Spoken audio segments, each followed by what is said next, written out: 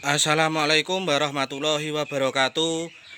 Semoga saya dan Anda semua selalu diberikan kesehatan ya teman-teman. Amin ya robbal alamin. Baik teman-teman, untuk yang kita ulas dalam konten kali ini yaitu tentang SG atau sekam giling ya teman-teman. Apakah itu bagus untuk pakan ternak kita, ternak bebek pedaging khususnya teman-teman? Apakah bagus? Apakah boleh? Nanti kita coba bahas bersama-sama ya teman, yang namanya SG atau sekam giling ini. Tapi sebelumnya saya akan memberikan update tentang harga panenan bebek di tempat saya ya teman-teman, yaitu Madiun. Itu saat ini per tanggal 7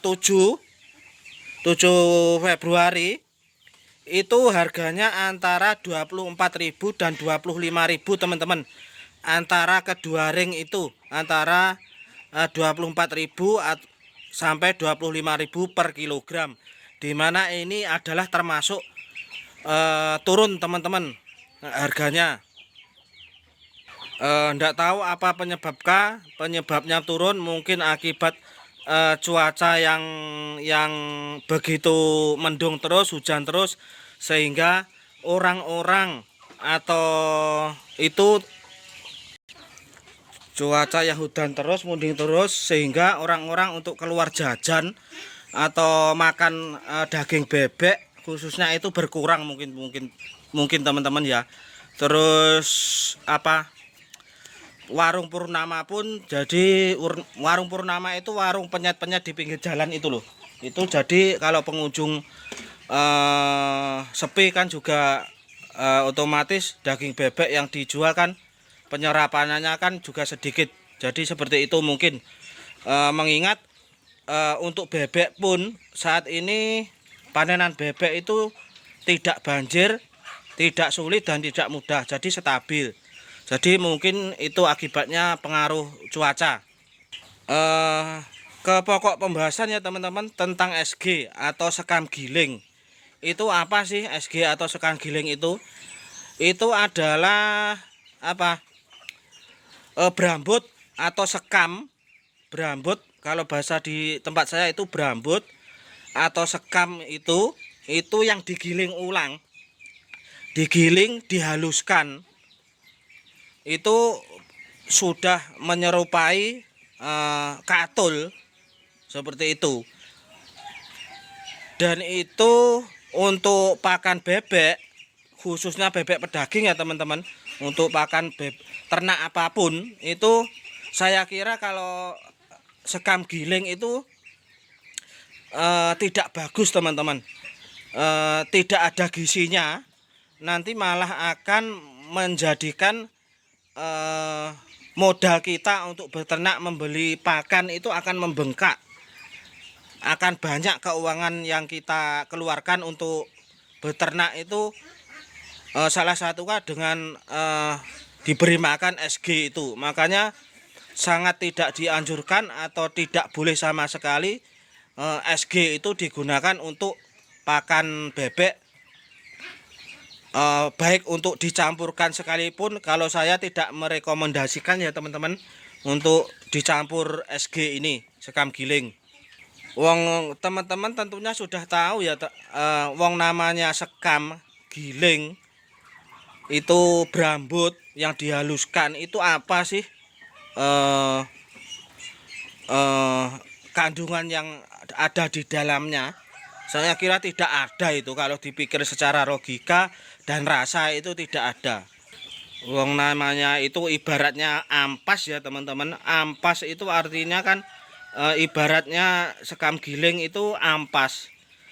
Tentu saja kalau ampas itu kalau kita pikir-pikir kan tidak ada gizinya ya teman-teman. Wong namanya ampas artinya sari patinya itu sudah diambil, sudah tidak ada yang namanya ampas. Baik itu ampas kambil, itu juga enggak ada gizinya menurut saya.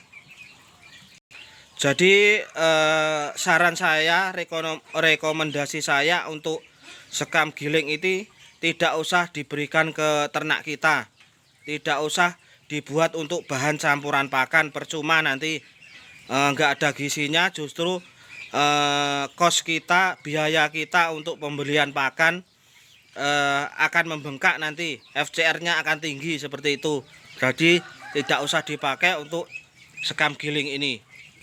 Terus sekam giling ini kan difungsikan untuk dicampur di berbagai bahan pakan ternak unggas ya, khususnya teman-teman, yaitu bisa dicampurkan di bekatul, bisa dicampurkan di kebi yang warnanya krem, itu bisa dicampurkan ke tepung Kentucky. Jadi untuk ngoplos itu ya teman-teman, untuk ngoplos, jadi bisa dicampurkan juga untuk tepung ikan untuk mengoplos itu, jadi bahan itu, jadi tidak terlalu terlihat untuk ngoplos itu. Jadi kita harus hati-hati ya teman-teman, untuk membeli tepung Kentucky, membeli bekatul, membeli kebi yang warnanya coklat, membeli tepung ikan, itu kita harus hati-hati sebagai peternak, harus bisa membedakan, karena campurannya itu biasanya ya SG ini, yang terbuat dari SG ini, yaitu berambut digiling atau sekam digiling halus dicampurkan ke bahan pakan tadi, biasanya seperti itu. Makanya harus bisa mengetahui mana yang bahan pakan yang asli dan yang ada campurannya SG. Biasanya kalau di cara mengetesnya itu bahan pakan itu tercampur sekam giling atau tidak, itu bisa kita rendam dulu di air. Nanti misalkan tepung Kentucky kalau dicampuri SG, nanti kita coba rendam di dalam air, nanti tepung Kentucky-nya akan larut dan SG-nya, sekam gilingnya itu akan terapung, mengapung seperti itu. Itulah yang menyebabkan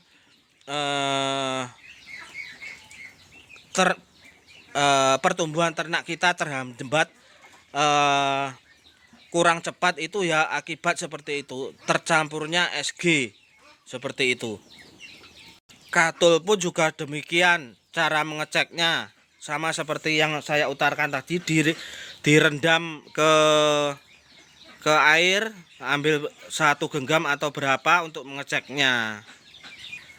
Jadi harus hati-hati ya teman-teman untuk pembelian pakan ini, bahan pakan ini yang saya sebutkan tadi, hati-hati, harus dicek, harus cari rekomendasi penjualnya yang bagus supaya ternak kita bertumbuhnya cepat, FCR kita tidak bengkak, kemudian biaya yang kita keluarkan untuk membeli pakan tidak banyak, keuangan pun bisa irit kalau semuanya murni, tidak ada campuran sekam giling. Tapi faktanya di lapangan itu sangat sulit sekali dicari yang benar-benar asli murni tanpa campuran seperti itu. Jadi kita sebagai peternak unggas khususnya diwajibkan, direkomendasikan untuk jeli sebelum membeli bahan pakan campuran yang saya sebutkan tadi. Semoga bermanfaat. Terima kasih sudah menonton. Assalamualaikum warahmatullahi wabarakatuh.